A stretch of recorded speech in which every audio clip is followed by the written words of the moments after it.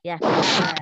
Jadi ada dua klausa membentuk kalimat. Jadi ditandai lagi dengan tanda apa ini? Apa ini? Tanda? Kenapa nih? Nih, tanda Final. apa ini? Tanda final. Ada berapa tanda final itu? 4. Tanda final. Tiga. Ayo, 3. Tiga. 1 apa? Satu. Koma. Ya, ya kok koma Serta tanda sih? tanya. Jadi kalau apa ini kok bunyi?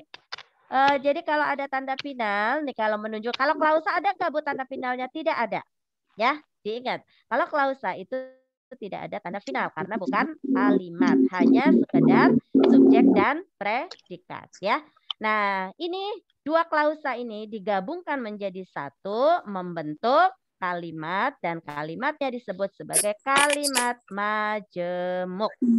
Ya, ada kata sedangkan di sini berarti ada penghubungnya nih, merupakan kata sambung dari kata majemuk setara ya. Jadi Audi senang membaca sedangkan Ira senang memasak. Berarti ini termasuk kalimat majemuk setara. Kenapa setara? Ya sederajat, tidak ada tingkatannya, sama-sama gemar, sama-sama hobi gitu ya. Sudah paham? Setara? Paham. Paham, oke. Dilanjut ya. Itu kalimat majemuk setara. Tadi ada 4, ingat ya. Majemuk itu ada 4. Jadi kalimat majemuk itu ada 4. Yang pertama majemuk setara. Yang kedua ada kalimat majemuk bertingkat. Kalimat majemuk bertingkat itu berarti ada tingkatannya. Ya. Nah, apa itu kalimat majemuk bertingkat? Ini Ibu sambil admit ya. Jadi kalimat majemuk bertingkat itu adalah jenis kalimat yang memiliki anak kalimat dan induk kalimat. Nanti apa sih Bu anak kalimat itu? Apa induk kalimat itu? Gitu ya. Menggunakan kata penghubung seperti walaupun, supaya, agar, meskipun, karena, dan seterusnya ya. Nah itu bisa kalian baca kalimat bertingkat. Jadi itu adalah penghubungnya. Nah apa itu induk kalimat? Induk kalimat ya ulangi. Ya, induk kalimat itu adalah merupakan inti dari kalimat. Sedangkan anak kalimat itu merupakan pelengkap dari induk kalimat. Nah, kalau anak kalimat itu biasanya tergantung pada induk kalimat. Kalau induk kalimat biasanya berdiri sendiri. Nih contohnya. Ayah pulang ketika aku berada di luar rumah. Ini satu kalimat. Ya, satu kalimat ini terdiri adanya induk kalimat dan ada anak kalimat. Apa induk kalimatnya? Ayah pulang. Terus anak kalimatnya, aku berada di luar rumah. Nah, digabungkan dengan kata sambungnya apa? Ketika. Jadi ini merupakan satu kalimat. Kenapa bertingkat? Karena tidak setara. Ayahnya pulang, saya lagi di luar, gitu kan? Nah, di sini ada kata ketika yang menyambungkan ada kalimat majemuk yang bertingkat. Nah, ini kalimat majemuk bertingkat ya. Oke. Selanjutnya, yang ketiga adalah kalimat majemuk campuran. Apa itu kalimat majemuk campuran? Kalimat majemuk campuran itu adalah kalimat yang merupakan gabungan dari kalimat setara dan kalimat bertingkat. Kamu tahu setara itu seperti apa, bertingkat itu seperti apa. Nah, contohnya lebih panjang. Kenapa? Karena ada kalimat setara, ada kalimat bertingkat. Contoh, ketika malam mulai mencekam, ku tarik selimut itu dan kepejamkan mata itu. Tetapi rasa takut itu tidak juga pergi dari hati dan pikiranku. Nah, di sini ada kata ketika malam mulai mencekam. Ku tarik selimut itu dan kupejamkan mata ini. Ini termasuk kalimat setara, ya. Kalimat majemuk setara. Ada kata tetapi. Nah, tetapi rasa takut itu tidak juga pergi dari hati dan pikiranku. Nah, itu adalah termasuk ada kata tetapi nih, berarti termasuk konjungsi atau kata sambung dari kalimat majemuk bertingkat. Jadi ini dicampur, ada setara, ada bertingkat. Nah, maka akan membentuk sebuah kalimat majemuk campuran. Kamu waktu SD mungkin sudah ya, sudah belajar tentang ini. Oke. Selanjutnya yang keempat ada kalimat majemuk rapatan. Apa itu kalimat majemuk rapatan? Kalimat majemuk rapatan itu adalah kalimat yang majemuk yang terdiri dari beberapa kalimat tunggal yang digabungkan menjadi satu tanpa menyebutkan kata-kata yang sama. Kalimat tunggal itu apa? Kalimat tunggal itu kalimat yang terdiri dari subjek, predikat, objek, keterangan, atau minimal subjek, predikat, objek. Ya. Jadi minimal subjek, predikat, objek itu sudah termasuk dalam bentuk kalimat. Nah, jadi rapatan ini merapat satu kalimatnya misalnya satu subjek, tetapi nantinya akan digabungkan menjadi satu. Nah, ini contohnya. Nih, ada klausa yang digabung dipisahkan dengan tanda baca koma ya, klausanya. Ani membeli buah. Coba, strukturnya terdiri dari apa ini? Ani kedudukannya sebagai subjek. Iya. Membeli kedudukannya sebagai predikat. Ingat ya, kalau predikat itu biasanya kata kerja atau verba ya. Membeli itu kan kata kerja ya. Terus buah. Nah, kalau hanya Ani membeli saja, jelas nggak? Tidak. Membeli apa gitu kan? Nah, makanya ditambahkan objeknya apa? Buah. Berarti Ani membeli buah. Satu kalimat gitu ya. Nah, yang kedua, Ani juga nih membeli sayur. Yang ketiga, Ani membeli beras. Nah, ada berapa kalimat di sini? 3. 3. Jadi kamu buat kalimat majemuk rapatannya tidak memakai kata yang sama. Yang samanya hanya satu kali. Yang lainnya itu ditambahkan dengan kata yang berbeda. Coba kalimat majemuk rapatannya apa coba? Coba yang mau siapa? Yang ngerti? Ambil yang sama satu aja, kemudian diberikan tanda koma dengan kata yang beda. Coba. Ada yang bisa nyoba? Ayo, mana suaranya? Halo? Halo? Paras? Ada Paras? Paras ngerti nggak? Kata yang samanya apa saja? Ani. Terus sama dengan membeli. Iya kan? Ani di sini Ani membeli. Ani membeli. Nah, satu aja kamu pakai. Yang lainnya dibuat diberikan tanda koma. Nah, coba gimana coba? Kalimat majemuk rapat. Ani membeli buah, sayur, dan beras. Nah, pinter. Itu namanya kalimat majemuk rapatan. Ngerti nggak? Ngerti. Nah, ada kata dan di sini. Konjungsinya dipakai ya. Ani membeli buah, koma, gitu ya. Terus sayur, koma, dan beras. Paham nggak? Paham. Paham. Ngerti ya? Jadi ini termasuk kalimat kompleks. Kompleks apa? Rapatan. Jadi kalau rapatan itu kamu ambil ada berapa kalimat, diambil yang samanya satu aja kamu tulis, yang berbedanya diberikan dipilah menjadi dengan tanda koma. Jelas ya? Jelas nggak? Jelas. Paham ya? Oke. Nah, tuh kalimat majemuk rapatannya menjadi Ani membeli buah, sayur, dan beras. Ada tanda koma, dan diberikan akhirnya diberikan tanda konjungsi. Ya, tanda konjungsi. Kata konjungsinya ya atau kata sambungnya. Oke.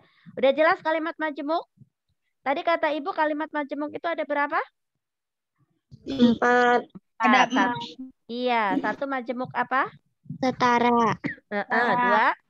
Bertingkat. 3. Kurang. Iya. Terus 4. Pendapatan. Iya. Bisa membedakan ya? Semuanya disambungkan dengan kata sambung atau konjungsi.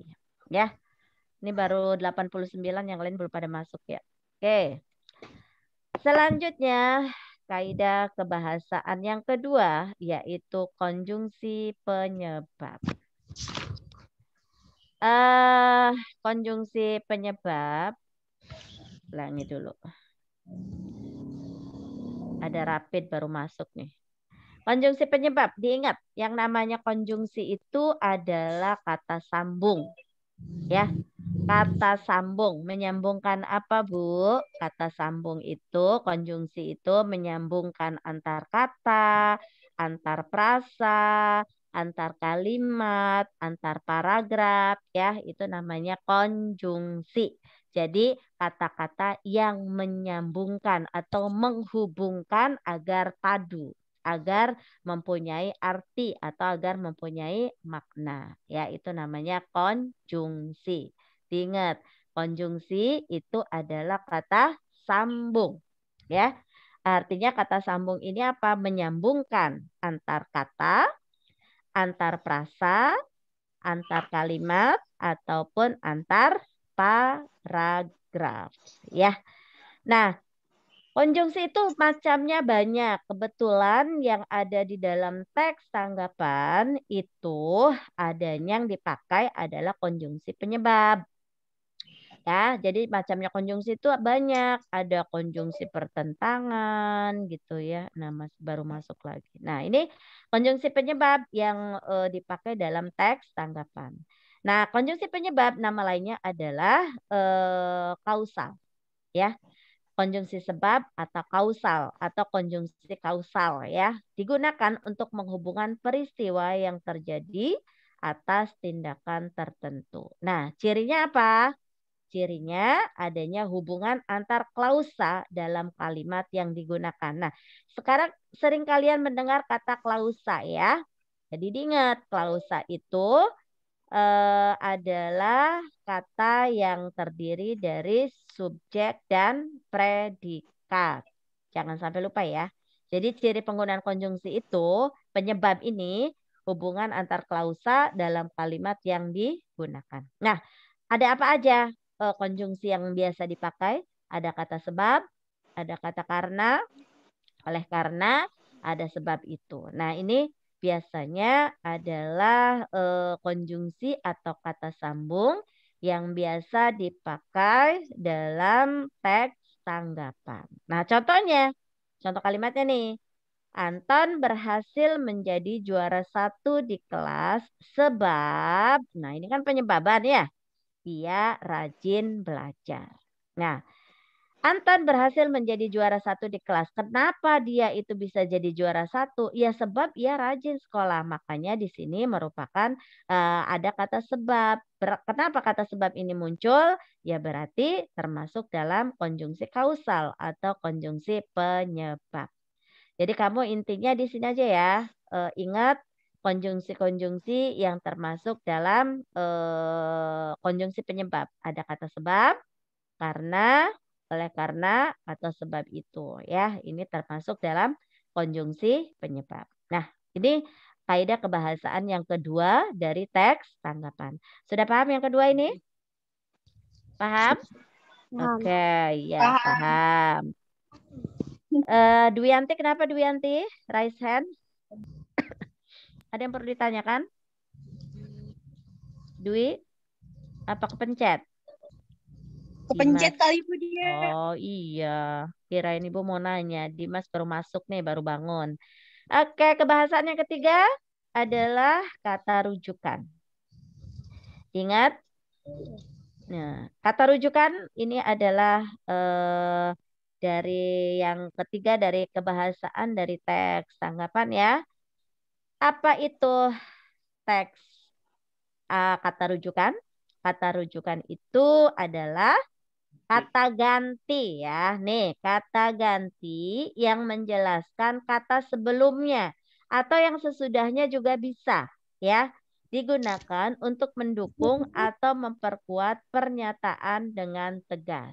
Jadi ini kata ganti, menggantikan dan untuk memperjelas ya.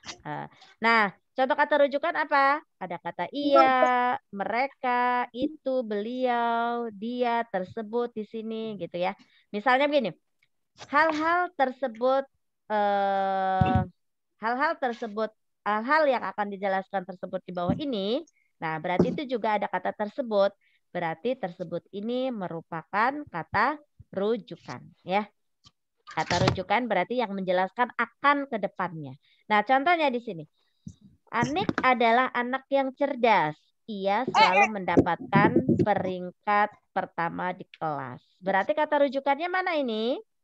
Iya. Iya. Nah, ia ini mengganti siapa? Anik. Anik. Nah, ini namanya kata rujukan. Jadi kata iya ini merujuk ke Anik. Berarti ini tuh menggantikan gitu ya. Jadi nggak Anik lagi. Anik adalah anak yang cerdas. Anik selalu mendapatkan. Nah, jadi biar ada pengganti nggak selalu disebutkan nama ini, maka digantikan dengan kata ganti. Anik.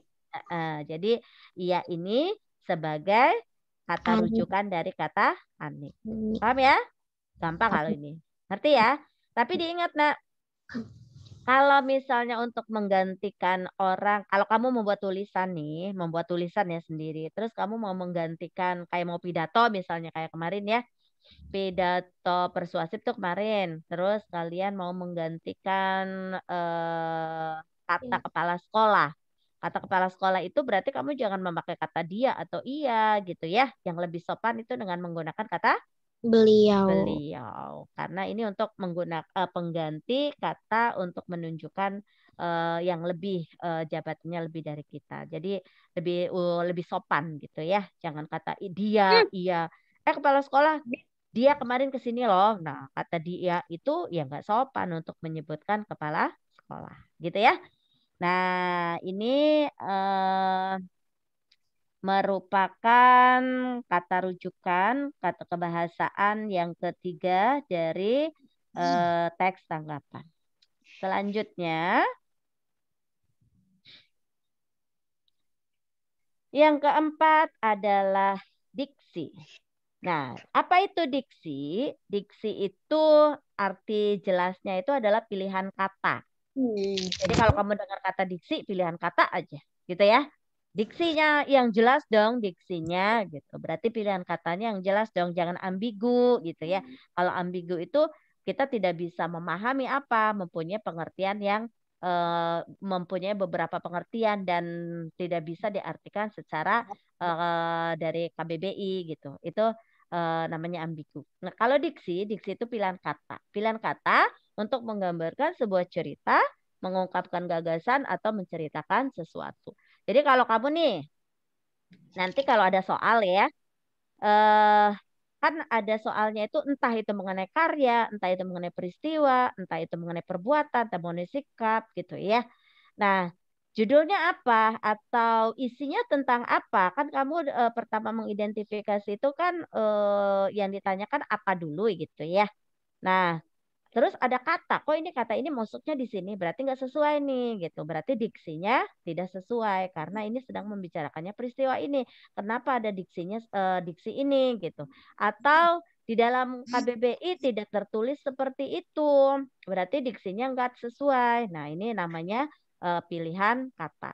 Kalau kamu di apa itu namanya puisi gitu ya. Diksi ini kaitannya dengan makna konotasi dengan makna denotasi. Ada yang tahu nggak makna konotasi dengan denotasi itu apa? Ada yang tahu? Aduh, kasihan banget ya kalau nggak tahu. Ada? Nggak tahu juga? Tahu. Nih, ya coba. Ada yang tahu? Siapa yang tahu? Udah dikasih tahu ya? Udah kok. Udah. Coba siapa ini? Paras ya? Coba Paras, apa makna konotasi itu? Apa? Makna konotasi itu apa? Konotasi. Kalau konotasi itu apa? Kata yang kiasan, Bu. Oh iya, pinter. Kalau makna Kiasan. denotasi? Yang sebenarnya. Ya. Kalau yang sebenarnya itu berarti adanya di mana? PBI. Artinya ABBI. Iya, pinter. Yang lain ingat ya, udah dijelaskan dulu ya, Ras ya? Makna konotasi, makna denotasi, ada lagi tuh makna gramatikal, makna leksikal, udah Ibu jelaskan belum tuh? Ya, banyak makna itu. Jadi nanti yang namanya diksi ini kaitannya nantinya dengan makna konotasi dengan makna denotasi. Nah, kamu cari di teks itu tiap paragraf diksinya sesuai tidak gitu ya. Pilihan katanya sesuai tidak. Apakah ini termasuk makna konotasi ataukah makna denotasi? Misalnya, ini kan kalau di kamus katanya nggak seperti ini, berarti ini salah. Nah, berarti kamu tulis itu hasil analisisnya kalian gitu ya. Jadi pilihan katanya tidak sesuai gitu. Nah, jadi kalau makna kiasan atau konotasi itu biasanya dia itu selalu ada di puisi-puisi ya untuk memperindah kalimat atau memperindah kata-kata yang ada dalam puisi. Nah, kalau denotasi memang kata yang sebenarnya berarti artinya itu ada di dalam kamus gitu ya. Udah dijelaskan biar diingat-ingat kembali. Nah, ini mengenai diksi. Jadi pilihan katanya sesuai tidak sih gitu. Baik itu dilihat maknanya dari denotasi ataupun konotasi. Oke, selanjutnya yang kelima. Dalam sebuah teks tanggapan ada pernyataan saran dan rekomendasi. Diingat ya, pernyataan saran dan rekomendasi ini biasanya ada di paling akhir, paragraf paling akhir. Ya, kalau saran dan rekomendasi. Yang kemarin kan Ibu bilang, dalam teks tanggapan itu isinya ada kalimat kritik, ada kalimat pujian, gitu ya. Ada kalimat kritik dan ada kalimat pujian. Nah, dari kalimat kritik itu nanti akan muncul yang namanya kalimat atau pernyataan saran, gitu ya. Di awal-awal pembelajaran ada yang muncul pernyataan saran. Jadi sarannya kira-kira seperti apa nih kalau kritiknya seperti ini gitu. Nah, sekarang saran itu apa? Saran ini adalah kalimat yang diungkapkan oleh seseorang kepada orang lain yang berisi opini. Opini itu apa? Pendapat. Iya, opini itu pendapat ya. Maupun harapan akan suatu hal. Jadi pendapatnya seseorang dari apa? Ya mungkin di situ kritikan. Jadi ada biasanya untuk penegasannya di akhir-akhir ini ya, di akhir-akhir paragraf. Misalnya paragrafnya itu ada 4. Ya entah itu di paragraf ketiga, 4-nya ataupun di akhirnya 4 gitu ya. Nah, ini untuk menegaskan dari pernyataan-pernyataan yang ada di atasnya. Nah, kemudian rekomendasi. Rekomendasi itu merupakan penegasan ulang atau solusi atau pemecahan masalah gitu ya. Saran untuk menyelesaikan masalah berdasarkan pembahasan yang ada di atasnya yang biasanya disampaikan melalui fakta-fakta yang ada. Nah, di sini ada saran, ada rekomendasi. Kalau saran mah berupa opini atau pendapat, kalau rekomendasi ini penegasan ulang. Misalnya di akhir paragraf itu ada kata maka, jadi, oleh karena itu, ya. Nah, itu biasanya menegaskan pernyataan yang ada di atasnya. Nah, itu namanya rekomendasi. Biasanya terdapat di akhir-akhir paragraf. Gitu ya, di paragraf terakhir bukan akhir-akhir paragraf, di paragraf-paragraf terakhir. Dah, ini ada 5, sudah paham semuanya? Paham? Halo? Paham. Paham ya? Ada berapa kaidah kebahasaan dalam teks tanggapan? 5. 5. Coba sebutkan 1. Kalimat kompleks. Kalimat kompleks. kompleks. Kedua, Konjungsi pendapat. terus Ketiga, Kata Rujukan. rujukan. Yang Sesuai. yang kelima. Pernyataan Pernyataan dan dan rekomendasi. Nah, kalau kamu sudah tahu itu, apakah kamu bisa menentukan untuk menganalisis nih? Analisis dari sebuah teks tanggapan itu kamu analisis dari kelimanya ada enggak gitu ya. Nanti untuk latihan. Sebelumnya Ibu ingatkan kembali, nanti ulangan itu yang pertama Ibu berikan satu teks tanggapan. Yang pertama kamu harus bisa menentukan. Di sana ada teks tanggapan. Kamu harus bisa menanggapi. Jadi tanggapan kamu terhadap teks itu apa? Gitu ya. Entah itu kamu mau memberikan saran, entah kamu mau memberikan kritik, entah kamu mau memberikan ujian, itu tergantung penilaian kalian masing-masing. Yang kedua, kamu harus bisa mengidentifikasi dari teks tersebut. Diingat, teksnya dilihat itu mengenai apa? Apakah karya yang kemarin kita sudah bahas? Nah, mungkin bukan mengenai karya gitu ya. Tapi mungkin mengenai peristiwa atau mungkin mengenai perbuatan, mengenai sikap dan sebagainya.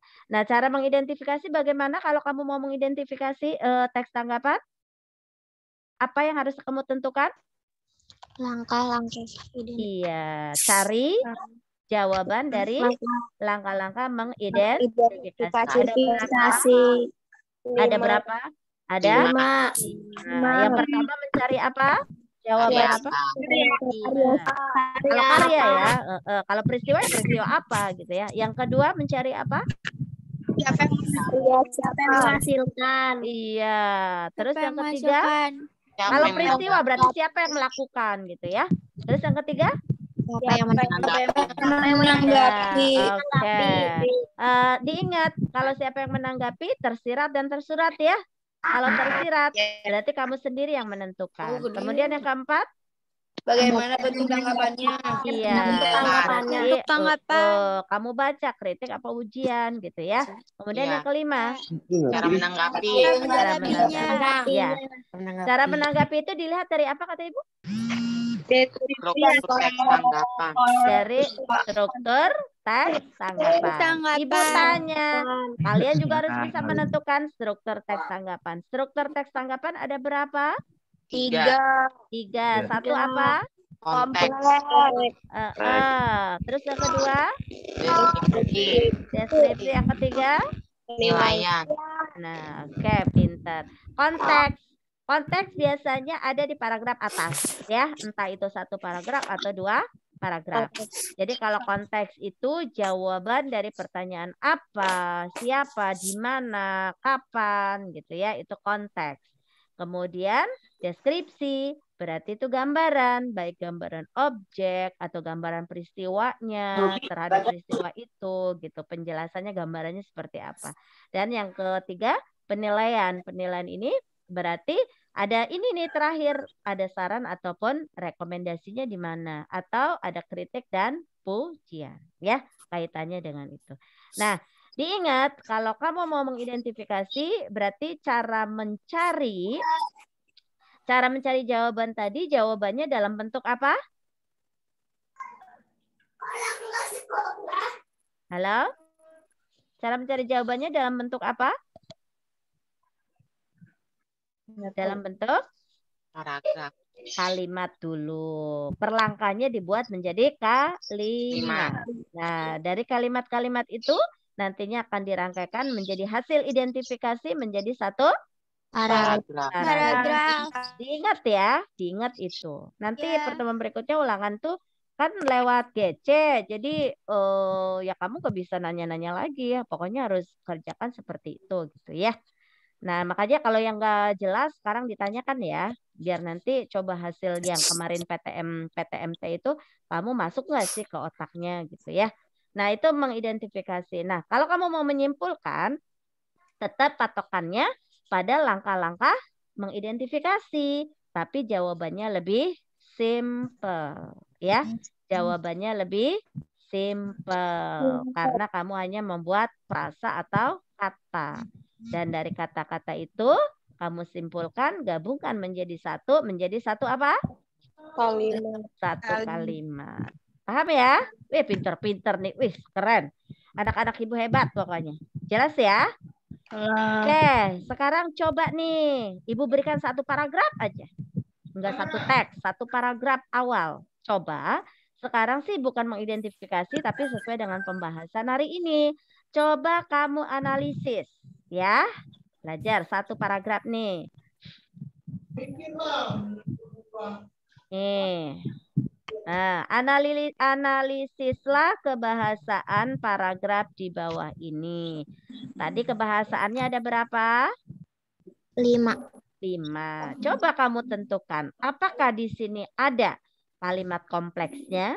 Apakah di sini ada konjungsi penyebabnya? Apakah di sini ada kata rujukannya?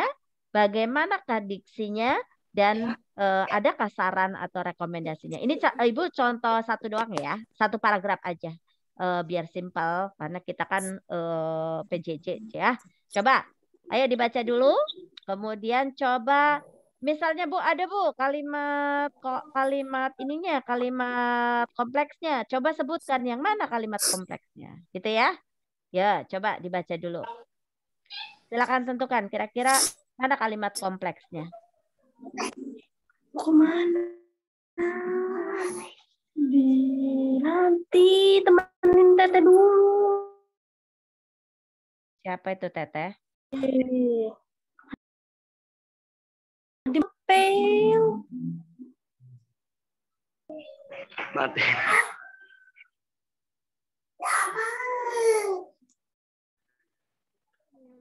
Udah? Ketemu? Saya coba, ada yang mau nyoba enggak? Muka Ibu glowing banget, Bu. Hah?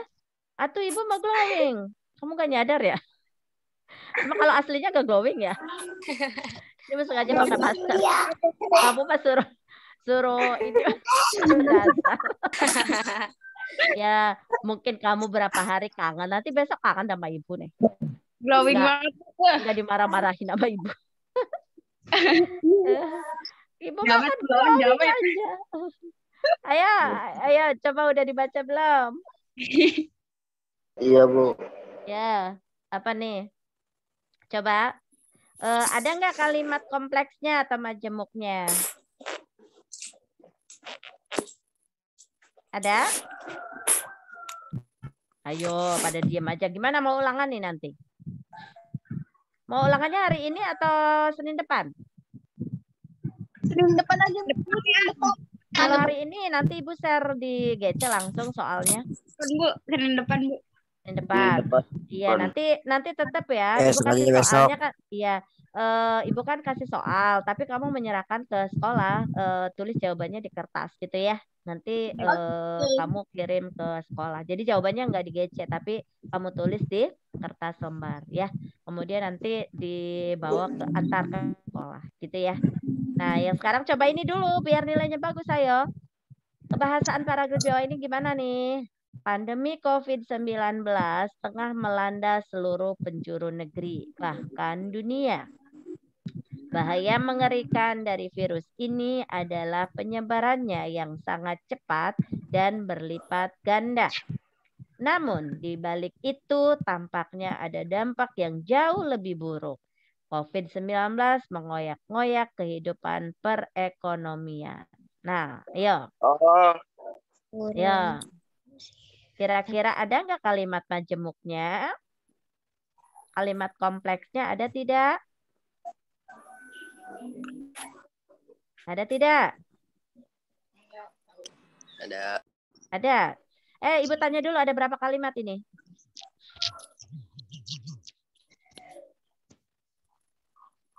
Ada berapa kalimat? 4. 4 ya? 4. Ini 1 ya, sampai dunia. Terus sampai ganda 2. Terus sampai buruk 5. Salah. Sampai dunia 1. Terus sampai ganda 2. Sampai buruk 3. Sampai perekonomian 4. Nah, ada 4 kalimat di sini. 4, Bu. Iya, betul. Coba, adakah kalimat yang menunjukkan kalimat kompleksnya? Jadi nanti bagaimana Bu cara menganalisisnya? Ini kan analisis nih.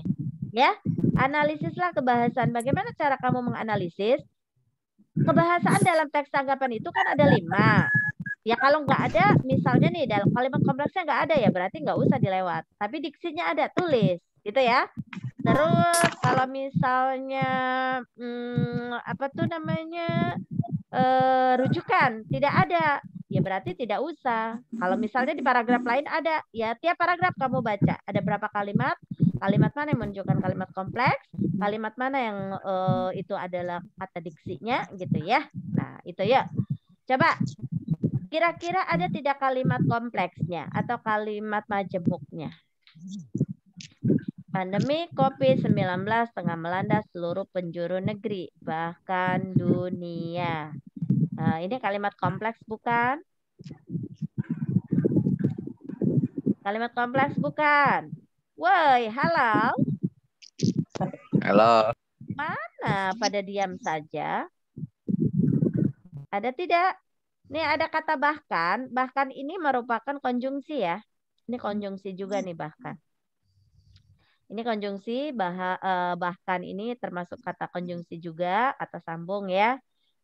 Kemudian sangat cepat berlipat ganda. Namun juga konjungsi ya. Nah ini namun dibalik itu ini konjungsi. Berarti konjungsi ada ya? Konjungsi ada.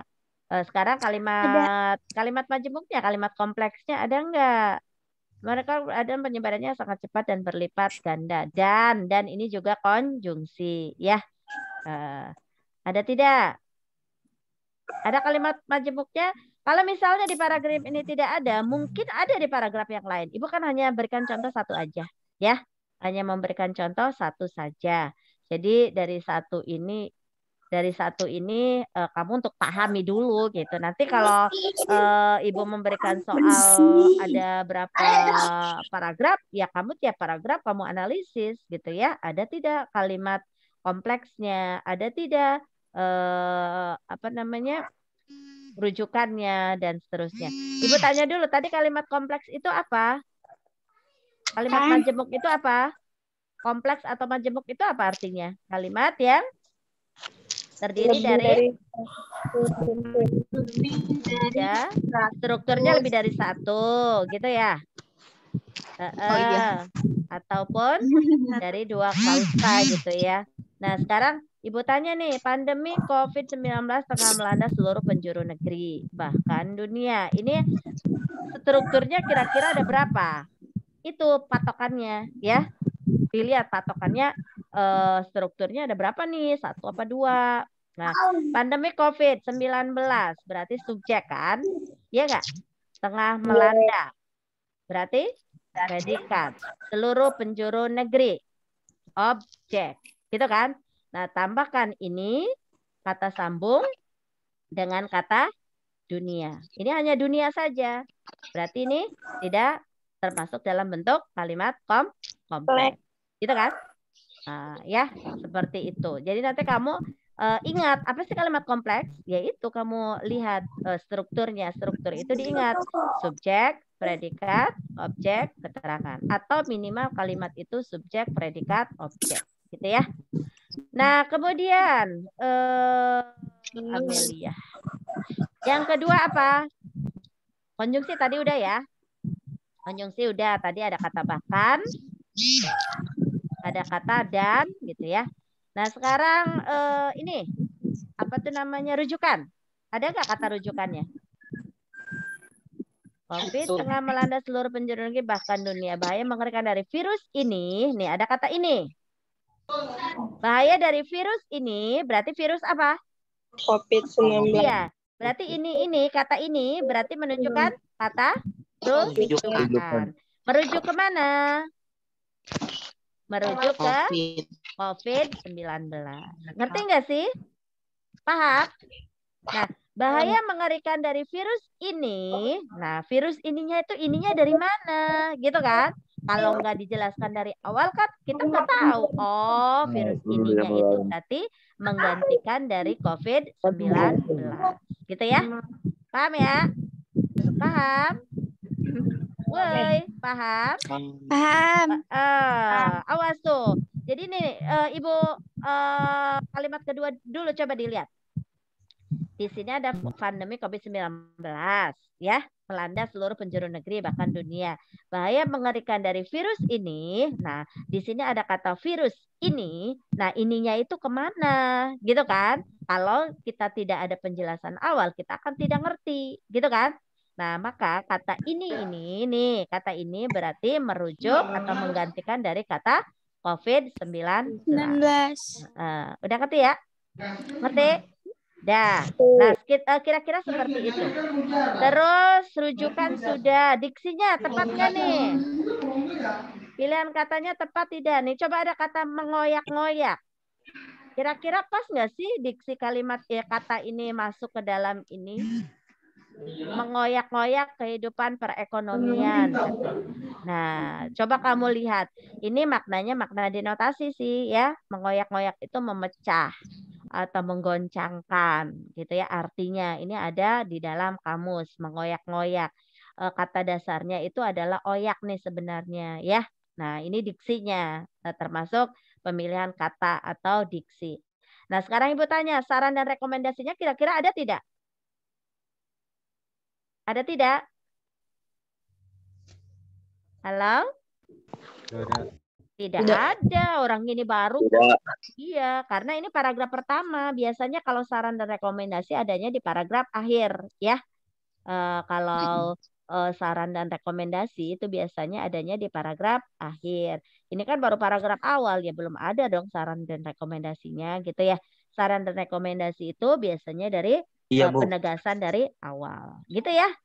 Oke, itu sudah paham, sudah jelas, ada yang kurang dimengerti? Untuk pembahasan hari ini masih ada 10 menit. Barangkali ada yang mau ditanyakan, silakan. Ada? Ada yang perlu ditanyakan? Enggak. Tidak ada? Ibu, ini link itunya tuh ya. Di chat ya.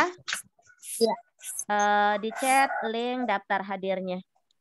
Silakan dibuka chat daftar hadirnya, diisi ya. Bagi yang Baik, udah Bu. hadir. Kemudian kalau sudah paham semuanya, persilakan untuk nanti ulangan pertemuan berikutnya ya. Hari Senin berarti via GC. Kita berdoa bersama, mudah-mudahan kondisi ini cepat berlalu, bisa kita bertemu kembali ya. Mudah-mudahan kalian ujian juga tidak online ya, pengennya Maya. Nah, Iya, tetap Bu. semangat belajar. Iya, Bu. Iya. Iya, Bu. Makanya selalu jaga kesehatan dan ingat tidak hanya sekolah kita yang PJJ sekabupaten Tangerang. Nah, karena ini informasi edarannya dari Dinas Pendidikan. Bu, masuk lagi kapan, Bu? Ya, makanya berdoa. Nih, dengerin ya. Tetap semangat belajar dan selalu jaga kesehatan. Anak muda yang malas belajar tidak pantas untuk masa depan yang baik. Diingat tuh, anak muda yang malas belajar tidak pantas untuk masa depan yang baik. Jadi, tidak pantas kalau kamu malas-malas belajar mempunyai masa depan yang baik. Gitu ya. Makanya dari sekarang semangat belajarnya. Kita ini Ibu tutup dulu ya share-nya. Kita dalam keadaan seperti ini, tapi tetap ya belajar yang rajin, walaupun keadaannya ya begini lagi gitu ya. Jadi kalian tetap belajar sesuai dengan versinya. Jadi jangan sampai malas-malesan lagi. Saya mah males, Bu. Ya. Oke. Udah paham semuanya untuk hari ini? Udah. Paham ya? Udah, Bu. Udah, Bu. Kalau paham, ya. Udah. Ya, ntar hadirnya Udah, cuma Bu. dulu ya. Nase. Ya, Bu. Udah, Bu. Iya. Terus daftar hadir nih, PJJ dengerin ya. Paham. Ya. Ya Bu, ya. Paham. Bu, ya. Udah. Ya, dengarkan dulu. Untuk nanti daftar hadir kalau di GC nih, kamu kan masuk, tapi Ibu kadang tidak memberikan daftar hadir kan? Ibu hanya ngambil dari apa tuh? Dari tugas yang kalian kumpulkan ya. Jadi kamu membodohi ibu, ibu lebih akan membodohi kamu ya. Jadi kalau kamu mau ngerjain ibu, ya ibu lihat dulu kamu mengerjakan tugas enggak. Kalau mengerjakan tugas ibu anggap hadir. Kalau kamu tidak mengerjakan tugas berarti dianggap tidak hadir. Jangan sampai ibu ingatkan, jangan sampai mempersulit diri di akhir-akhir masa kalian ya. Bentar lagi udah menghadapi ujian. Gerbang ujian sudah di depan mata, jangan sampai merugikan diri kalian. Siap. Gitu ya. Tuh lihat, dibaca motivasi hari ini, dibaca juga motivasi yang tadi dari ibu. Itu daftar hadirnya sudah diisi semuanya? Udah. Ya, udah tidak ada. Si Fahri baru mau masuk. Udah ketinggalan. Ya ampun. Mista. Ibu tanya dulu nih, ada Novita Sari nggak? 9B. Jamal. Gak ada, Bu. Nggak ada Bupati. Nggak boleh kayak gitu. Jamal. Sahrul ada tidak? Nggak ada. Tidak ada juga. Terus si siapa tuh satu lagi? Mista. Sekar. Mista. Ahmad Sekar ada? Jamal. Juga masih pada tidur. Oke? Untuk pertemuan hari ini. Mista meparla. Mista. Materinya masuk kan tadi ada catatannya nggak kamu? Kan ibu bilang pada saat ulangan catatan dikumpulkan ya tadinya ya. Ya, nanti dilengkapi aja dulu catatannya ya. Baiklah anak-anak, untuk hari ini terima kasih atas kehadiran kalian. Ibu lihat siapa saja yang hadir nih, walaupun di sini ada beberapa yang ibu lihat, tapi nanti akan diperjelas di daftar hadir kalian. Tetap jaga kesehatan ya. Tetap jaga kesehatan, mengurangi kumpul-kumpul. Iya, terima kasih ya anak-anak. Jadi kalian harus tetap jaga kesehatan walaupun kita PJJ, tapi tetap semangatnya harus luar biasa. Karena kamu masa depan ada pada diri kalian masing-masing ya. Oke. Terima kasih untuk kebersamaan kita hari ini anak-anak. Yang kalian hari ini ada TOP PGT luar biasa. Kalian sudah menyempatkan waktunya untuk bertemu dengan ibu walaupun di dunia maya. Tapi tetap kalian adalah anak-anak ibu yang hebat dan luar biasa. Mudah-mudahan nanti ulangannya bagus hasilnya ya. Ingat ya ulangannya mudah-mudahan nilainya bagus. Oke. Ibu akhiri untuk pertemuan hari ini. Oh ya, kita berucap alhamdulillah dong. Yuk kita baca alhamdulillah. Alhamdulillah. Sebelum ini ibu foto dulu dong. Ya. Sebelum di ini ibu foto terlebih dahulu.